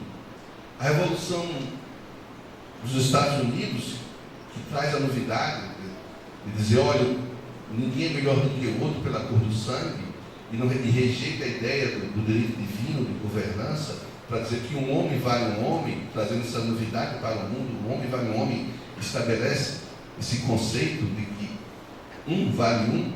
Nem ele acabou com o trabalho escravo, manteve o trabalho escravo, que as pessoas nascidas com a cor negra não teriam direito que os brancos teriam. Esse conceito das pessoas se sentirem melhor do que as outras, que nos desafia o tempo todo. Qual é a solução para isso? Essa expressão que eu aprendi. Nós temos que aprender a entorpecer essa lógica das pessoas. E nós começamos a mudar quando compreendemos que é preciso reverter essa lógica perversa e começar a acreditar num outro direito. O direito de ser pessoa humana. O direito de não ser mercadoria. O direito de não ser coisa a ser apropriada pelo menor preço. O senhor coloca muito bem isso. Tudo que nós tivemos foi conquistado contra essa lógica, entorpecendo essa lógica perversa de que as pessoas são melhores do que a outra. Quando nós dissemos assim, não, conseguimos conquistar várias coisas com o nosso não. A Adriana traz uma data importante, 1919, da OIT. Mas a OIT não foi uma reação do Estado Social ao Estado que mais me ameaçava, que era o Estado comunista, aquele 2 anos antes, do Estado mexicano, que inaugura a Constituição mexicana, a coisa da propriedade, também em 17. Será que não foi esse desafio das pessoas acreditarem que pode ser destinatária do próprio direito, ser razão de ser da produção da riqueza, também ser dona do poder? O Estado social não é criado como reação aos nossos crescimentos, sei nas velhas políticas, cedam-se os anéis para não ceder os dedos, eles estavam perdendo os dedos, as ideias comunistas cresciam, as ideias socialistas cresciam, as ideias anarquistas cresciam, as ideias de que o trabalhador é o detentor do próprio direito e, por direito, a riqueza por ele produzida. Esse mundo que se cresce naquele período, que a OIT vem com essa finalidade, vou conceder direitos sociais, nós construímos várias lógicas de que era preciso reconhecer a pessoa humana como razão de ser o Estado. E aí fomos construindo vários direitos, avançando em vários direitos, com recurso e avanço. Recurso contra o nazismo, o fascismo, em 22, também com reação ao mundo comunista. Em 33, Hitler com discurso anticomunista. Salazar, 33, o recurso anticomunista. Getúlio Vargas, Perón, todo mundo com essa reação ao crescimento do mundo comunista. E o Estado Social foi a reação mais inteligente. Se conceder direitos de não perder anéis. E criamos uma política de reconhecer que era preciso renovar o que a igreja simboliza. É preciso suavizar a exploração, mantendo a propriedade, para que não percamos também a propriedade. E essa é a política que é construída. Nós desafiamos a ela o tempo todo, não aceitamos que a ideia da dominação. Até que, em 1988, conseguimos consolidar essa ideia do Estado Social, a ideia do respeito aos trabalhadores, respeito à compreensão do ser humano, que isso nós chamamos de Constituição Cidadã. Mas em 1989 aconteceu um fato que ninguém esperava. Caiu o mundo comunista. Caiu o muro de Berlim. E eu falo, caiu as máscaras das pessoas que achavam que nós éramos pessoas humanas. Não há mais necessidade de agradar o trabalhador. Não há mais necessidade de agradar o trabalhador porque ele não tem mais o paradigma do mundo comunista, do mundo dos trabalhadores. Não há necessidade. E a partir daí começamos a voltar do tempo anterior à Revolução Industrial. Começamos a dizer, para que direitos? Só que os intelectuais não vão dizer isso. Para que direitos? Para que revogar direitos? Os intelectuais são chamados a dar nome bonito para as coisas. Falavam, vamos flexibilizar os direitos dos trabalhadores. Ou seja, vamos revogar os direitos conquistados com sangue, suor e lágrimas, como as mulheres, ao exigir melhores condições de trabalho, e foram massacradas, fazendo nascer o Dia Internacional da Mulher. Os trabalhadores lutando por melhores condições de trabalho, também massacrados, os dois nos Estados Unidos da América, fazendo nascer o Dia Internacional do Trabalho. Mas para que conceder mais direitos? Então essa política vem paulatinamente a nos desafiar. Para que conceder direitos? E tem um aliado muito forte, que é nós do mundo do direito. O mundo do direito não é um mundo aliado. E para mim, a sacada que eles tiveram, eu falo isso nas pessoas, é afastar o mundo do direito do mundo sindical. Não se ensina direito sindical nas universidades brasileiras. São mais de 1.100, apenas 100, menos de 100, tem direito coletivo do trabalho. Com isso, você não tem juiz especializado no direito do trabalho, não tem membros do Ministério Público especializados no trabalho, não tem advogado especializado no mundo do trabalho.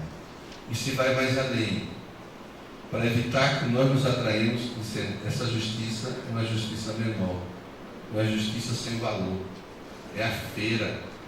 Quem não lembra que dizem para a gente, você está cheio de trabalho, e olham para a gente com o olhar de que nós somos menores do que os outros no mundo do direito, porque não nos querem.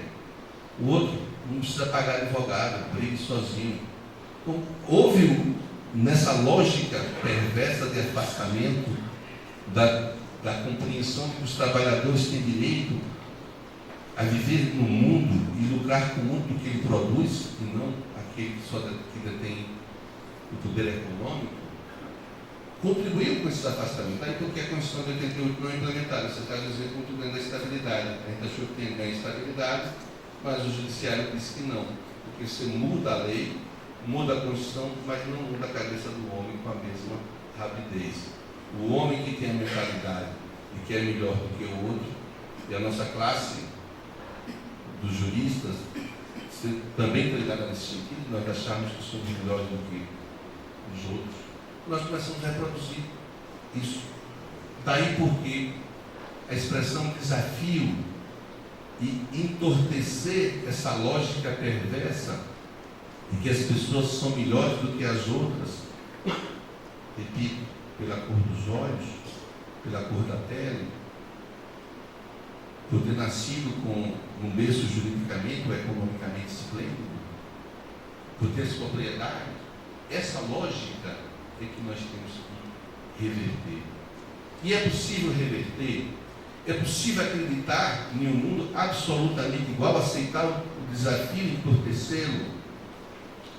É falar de utopia, utopia nos move, mas não é só utopia, é falar absolutamente de fatos concretos. É possível um mundo melhor, mais justo, mais fraterno, mais igual, pela luta, pelo apostar no ser humano? Sim, e eu vou caminhar por um exemplo, não só da luta dos trabalhadores, mas da luta do personagem que está à minha direita, que é a luta das mulheres.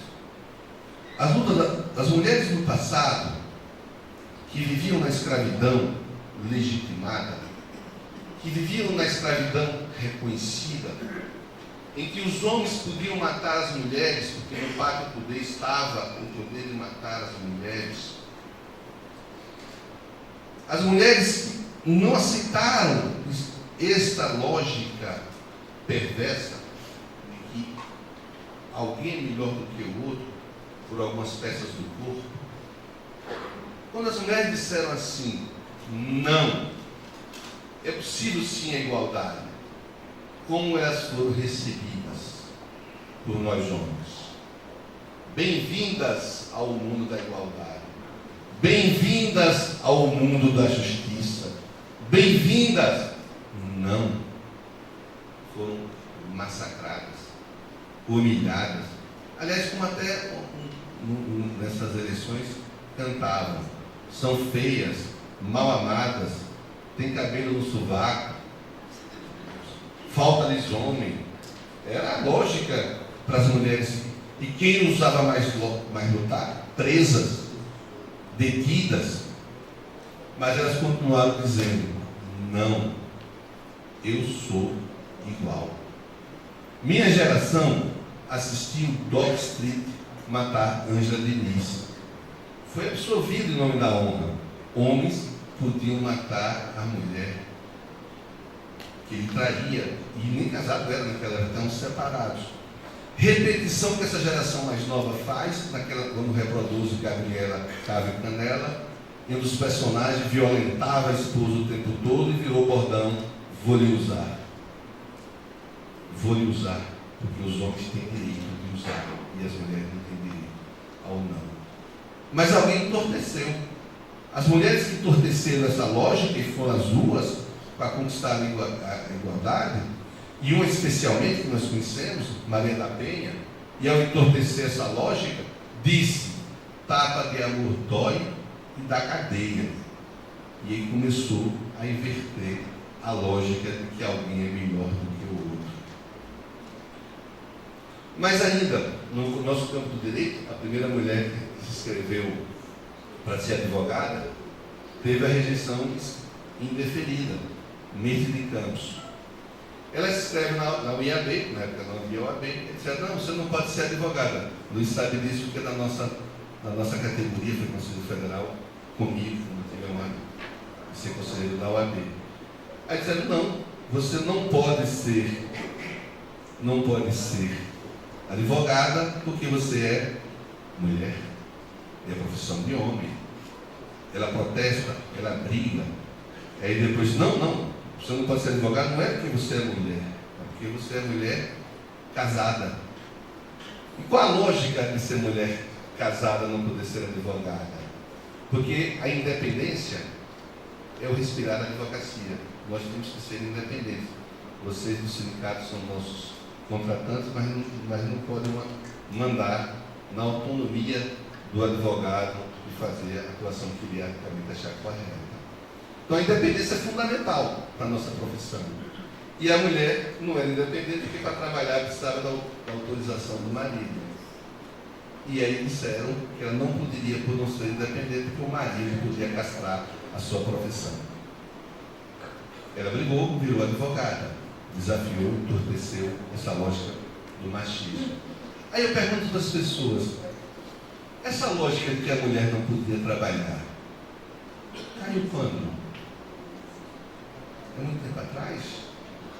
1989.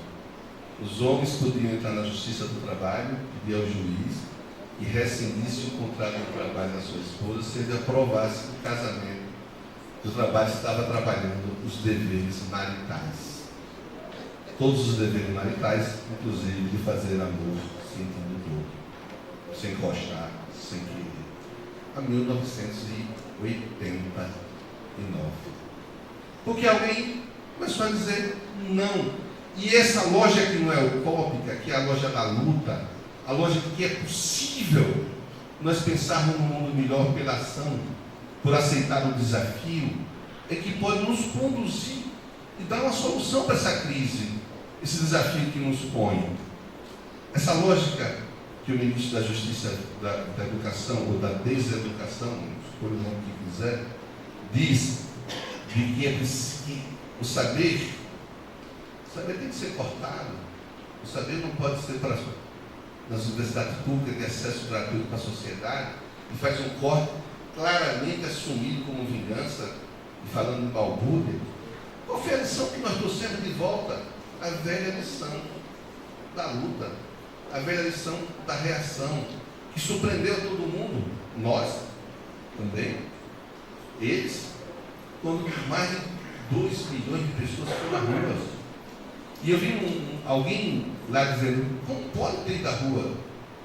Nós já tiramos a contribuição sindical deles. Nós já tiramos as mensalidades deles. Nós ganhamos nas urnas. Como é que eles vão à rua? Entorpecidos. Porque a lição da vida é o entorpecimento. É a não aceitação. A não aceitação de uma lógica como verdadeira, uma lógica que implica absolutamente a dominação. E são essas lógicas que nos põem nesse desafio. Qual a reforma que terá, ou a reforma que terá, ou a legislação que teremos pós-2019? Não sei.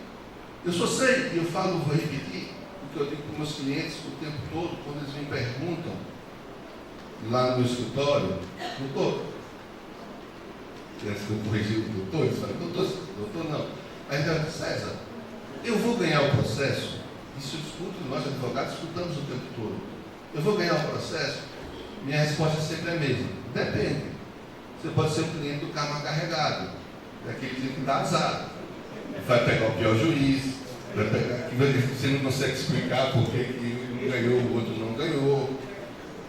Depende.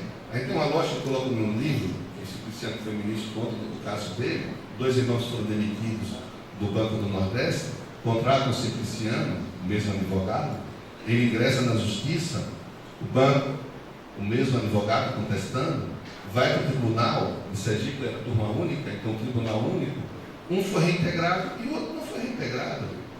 Aí pergunta, como é possível? Aí a mãe responde, meu filho, porque as mães sempre respondem as coisas certas da vida. Mas, meu filho, é porque as coisas que você sempre deram errado. Então, essa é a explicação. Quem está carregado é aquele que vai dar errado. Aí, eu pergunto para o meu cliente, eu não sei, você pode ser um cliente que está carregado. O dia desse meu pode morrer, se bater o carro, isso acontece, todo mundo sabe disso nas nossas vidas. Mas uma coisa eu sei, uma coisa eu aprendi. Uma coisa dos meus 34 anos de advocacia me ensinou. Ou mais que isso, dos meus 57 anos de idade, me ensinaram. esses anos de idade me ensinaram o seguinte. Eu digo para os clientes: se o senhor não entrar na justiça, não deve. A única certeza que nós temos nas nossas vidas é de que se nós não ousarmos lutar, nós não ganharemos absolutamente nada.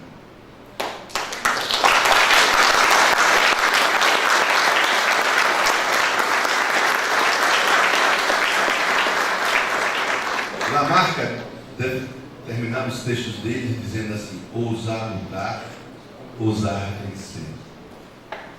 A ousadia de vencer pressupõe exatamente isso: a ousadia de lutar, a ousadia de aceitar o desafio e desafiar.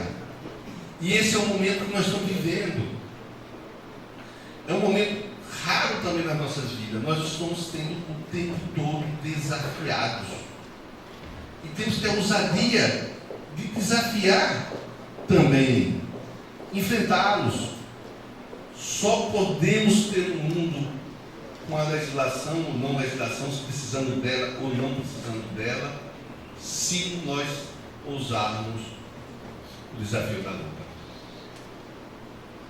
Esse encontro, essa segunda jornada, é um exemplo de desafio. A primeira, éramos poucos.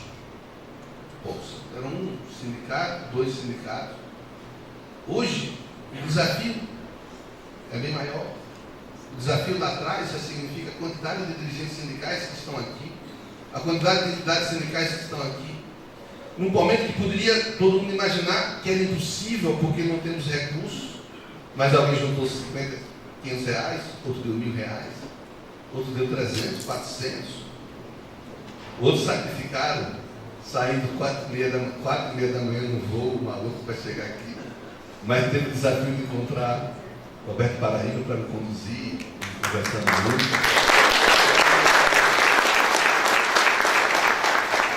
Esse encontro é o resultado de que quando nós desafiamos, nós conseguimos. A unidade é possível. Nós temos 3 integrantes no Ministério Público, da área do direito, Ministério Público, Magistratura e Advocacia, porque nós lá atrás desafiamos a lógica da justiça do trabalho.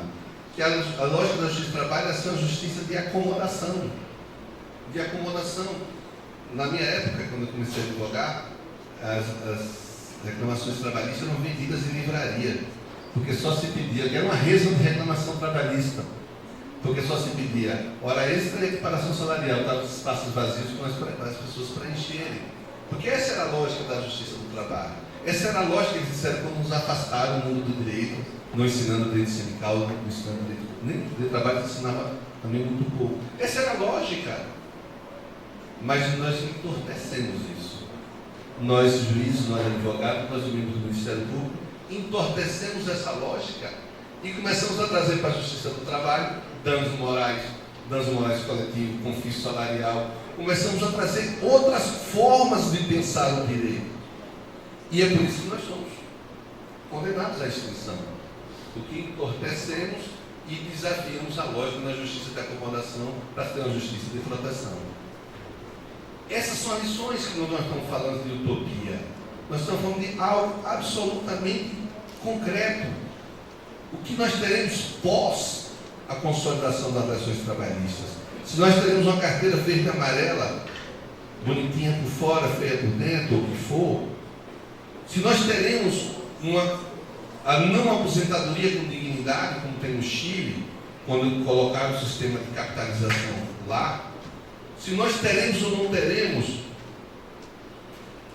a lógica das armas destruindo os livros, se nós teremos ou não teremos o sistema de cotas raciais de inclusão, como querem já acabar, se nós teremos ou não teremos escolas públicas de qualidade, se nós não teremos ou não teremos dignidade, a dignidade da pessoa humana como razão de ser, se nós teremos mais de 99 emendas constitucionais, se nós ampliaremos a suspensão da Constituição, que ela foi suspensa por 20 anos, se vai ser por 40 anos, justamente nas partes sociais, com a PEC dos gastos, ou a PEC da morte para alguns. O que teremos, o que nós não teremos? Eu não sei. Eu só sei, como digo para meus clientes, que eu não tenho vocação para karma carregada. Eu tenho vocação de luta, e todos aqui têm vocação de luta. Estão demonstrando porque numa sexta-feira à noite estamos todos querendo lutar. Estamos todos querendo resistir. Faremos isso amanhã, no sábado. E o cômodo é fazer a revolução do controle remoto, ficarmos em casa, mandando televisão, reclamando da vida, ou no WhatsApp, mandando textos revolucionários e não nos acomodarmos achando que isso é que se faz revolução, ou que se faz revolução, ou ação, ou reação, não para mim não importa, desafio ou enfrentamento, o nome também não importa. Só sei aqui, o pós depende do hoje, depende do agora. Eu vou terminar, o tempo já está. Caiu o papel, o tempo foi lá, eu estou tempo para cá. Há uma frase que a minha geração cantava muito. E eu, como sou ruim de frase, não decoro frase, eu decoro só partes dela, espaços dela, até porque anarquicamente acho que as palavras não têm dono, também elas, e a gente tem que pegar o conteúdo das palavras e não apenas o sentido do dono de quem a proferiu. Mas há uma canção que iluminava muito a minha geração. Ele dizia, aquele Bob Dylan, ele dizia assim: quanto tempo levará o homem fingindo que não vê? Ele dizia, a resposta, meus amigos, foi soprada no vento, foi soprada no vento. E eu sempre digo para mim mesmo, as respostas para verem soprada no vento precisam que nós compreendamos o nosso papel de vento. Nós temos que ser o vento. Nós temos que ser o vento que vai trazer uma nova história. Lá atrás, eu acompanhei, havia um cartaz no movimento sindical quando eu comecei a advogar. Era uma frase atribuída a Lula. Ele dizia assim: os poderosos poderão destruir 1, 2, 3 milhões de rosas, mas não conseguirão deter o avanço da primavera. O tempo me ensinou, primeiro, que essa frase não era de Lula, o cartaz estava errado. Lula depois disse que era de uma criança, também estava errado. Uns dizem que é do Che Guevara. É dessas palavras que o tempo vai explicar quem é ou não o seu dono. Mas hoje nós podemos reformular se os poderosos poderão ou não destruir, e se poderão deter o avanço da primavera. Podem, porque o meio ambiente está absolutamente sob ataque. Mas se teremos ou não teremos jardins, se teremos ou não primavera, depende da nossa função de jardineiro do agora. E essa tarefa de jardineiro do agora que eu conclamo a todos, aceitando o desafio de plantar um novo tempo. Muito obrigado.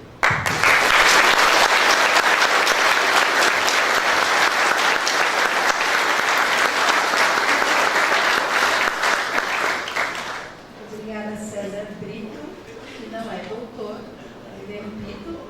E, gente, por favor, tem um Gol Prata FPG 9994, um Corolla ou um Toyota, não entendi aqui, mas a placa é FUC, FUC 1616. E tem mais carros, oba! Mercedes preta, uau, FDM 1712. Atrapalhando lá a garagem dos vizinhos.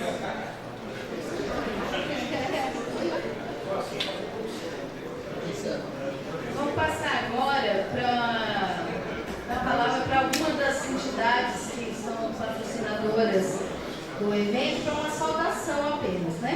Então eu queria chamar aqui o representante do SEC Hotel, Sindicato dos Empregados do Comércio Hoteleiro, Bares e Restaurantes, similares, de Campos Jordão e região, para que venha aqui fazer o uso da palavra, para fazer uma breve saudação.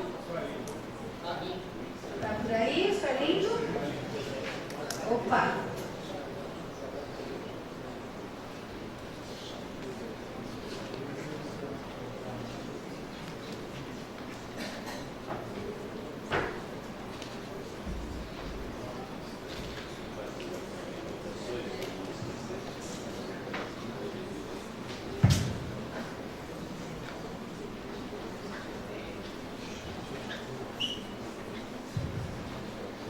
Boa noite a todos.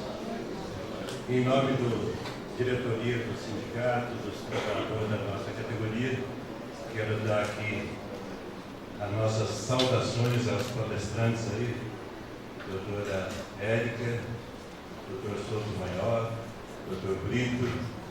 Então,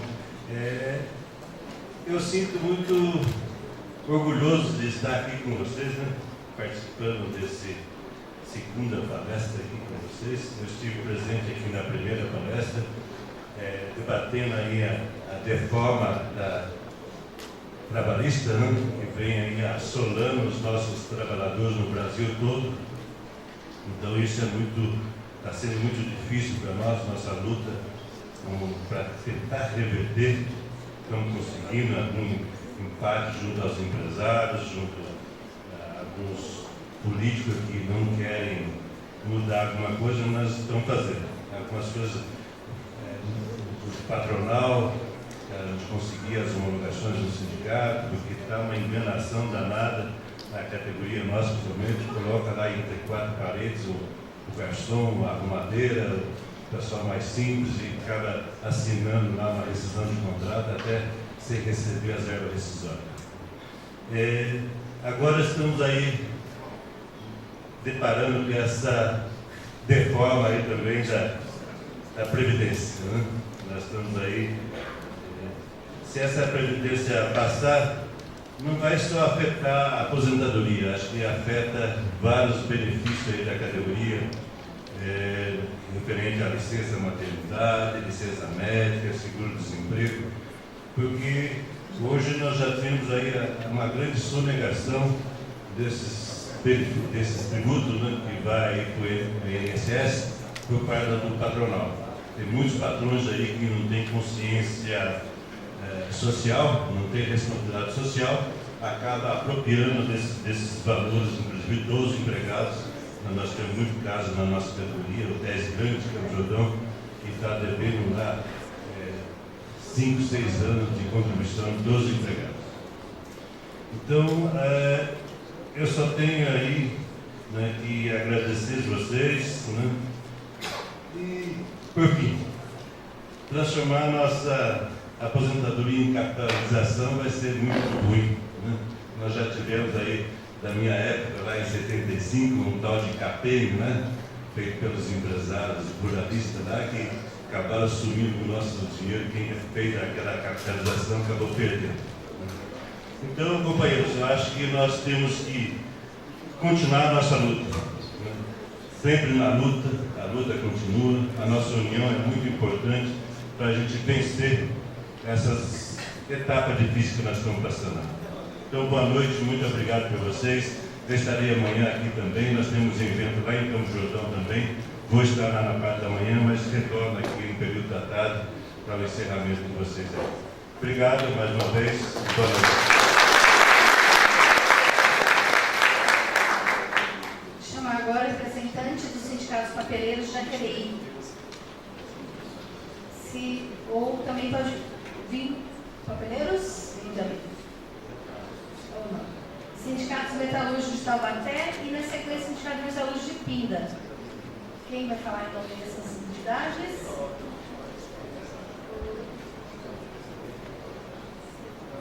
Boa noite a todos os sindicalistas, autoridades, aos componentes da mesa.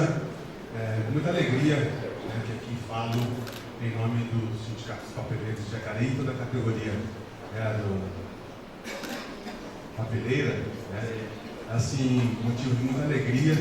E isso que é de fundamental importância, né, e eu parabenizo também, aproveito a oportunidade para parabenizar os organizadores, né, desse evento de suma relevância, que ajuda a dar mais um gás, né, dar mais energia para que a gente consiga aí entorpecer, como diz o César Brito, né, ganhar mais energia para a gente então estar fazendo esse enfrentamento que é cada vez mais necessário, né? É de fundamental importância. Então, parabenizo, todos nós estamos de parabéns, né, por estarmos aqui e ganhar vigor aí, porque realmente os desafios que estão colocados são enormes, mas eu acredito que com unidade está sendo colocada aqui e a gente colocando em prática, né, isso aí para frente, né, nas nossas ações, nas portas de fábrica, nas praças, nós vamos aí entorpecer e conseguir reverter e vencer mais esse desafio. Então, parabenizo aí a organização e a todos os companheiros e companheiras que estão aí integrados nesse mesmo propósito. Obrigado.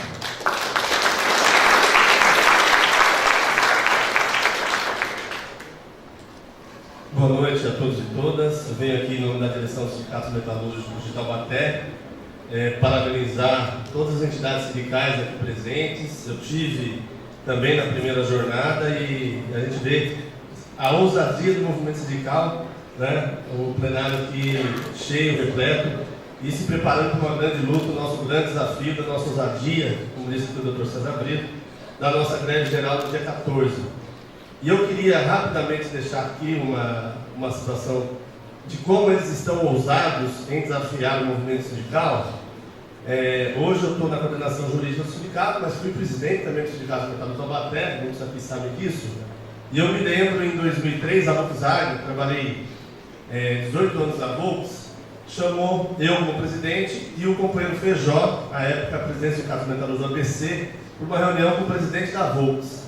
Tinha acabado de voltar da Alemanha e a mensagem dele foi o seguinte para os sindicatos: ou a Volkswagen negociava 5 mil demissões com os trabalhadores no Brasil, ou ela iria fechar uma planta, uma unidade fabril no Brasil. Rapidamente nós pedimos uma paralisação na reunião. O companheiro Feijó pegou o telefone e ligou para o presidente Lula, falando: ó, presidente Lula, se a Volkswagen está buscando recurso do BNDES para investir no país para gerar desemprego, nós não podemos aceitar essa lógica. E 20 minutos depois, voltamos para a reunião com a Volkswagen e a direção da Volkswagen falou que a reunião estava suspensa porque ela estava sendo chamada a prestar esclarecimentos em Brasília. E qual é a ousadia que se tem hoje? A Ford está fechando uma unidade em São Bernardo do Campo, afetando mais de 20 mil postos de trabalho. E aí uma montadora que pode comprar a unidade da Ford está falando que só vai comprar se passar a reforma da Previdência. Olha o tamanho da ousadia que eles chegaram. E eu não tenho dúvida que o movimento sindical tem a capacidade de fazer a sua luta, de fazer uma grande greve geral, assim como todos nós nos surpreendemos com a mobilização dos professores e dos estudantes no último dia 15. Então vamos à luta, vamos ser ousados e conquistar e reconquistar os nossos direitos. Muito obrigado.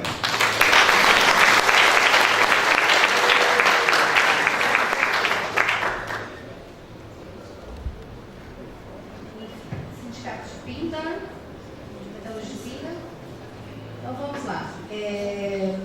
Antes da gente convidar vocês para o coquetel, gostaria de registrar a presença do Adércio Singer, que amanhã vai participar da primeira mesa, que é a criminalização dos movimentos sociais em Estado Democrático de Direito, que vai ter a Érica Meirelles, servidora da Defensoria Pública do Estado de São Paulo, e o Adércio Singer, que é advogado sindical.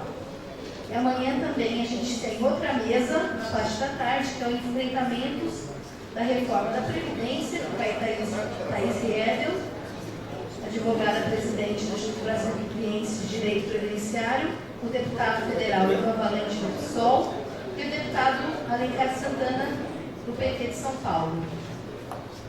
Então agora eu convido a todos e todas para um coquetel na parte de baixo do sindicato. Obrigada.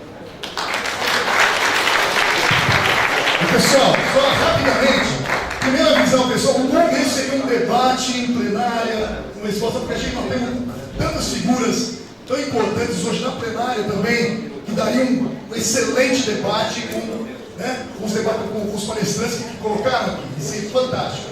Pelo tempo, a organização hoje, com a abertura, a gente não vai ter um debate em plenária, tá certo? Que seria muito importante, mas amanhã haverá um debate em plenária também.